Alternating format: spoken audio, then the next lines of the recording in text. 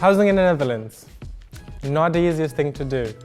If you move to the Netherlands to start your studies, be aware that you need to start looking for housing very early on and make sure that you use all the resources that you have available. But start with the website of your university because they will give you the best tips on how to look around and which platforms to check to actually go and find legit housing. Now, don't do what I did 6 years ago when I moved here, which was to come with the idea that I'll just find a place when I get there. It should be all fine. No, it wasn't. I was homeless for a while. I was in a lot of temporary places, and then 10 houses later, I finally have my own apartment where I don't have to actually move out in the near future.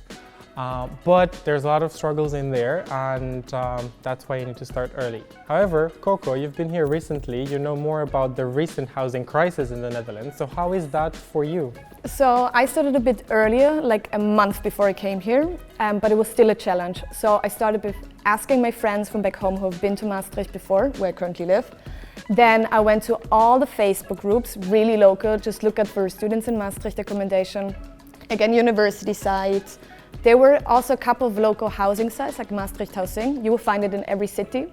So after, I need to be honest, I was homeless as well. After months living in a hotel room, living with friends, living in a different city, I finally found like the apartment, super cute in the city center of Maastricht, and it's not too expensive. So there is hope, but I would definitely recommend skip the whole homeless thing and just start looking really, really early. And avoid the scams. Don't pay up front. Don't get in touch with shady people, and make sure you ask on the local Facebook groups, especially people to validate these places because they usually know how to identify the scammers. Good luck and don't lose hope.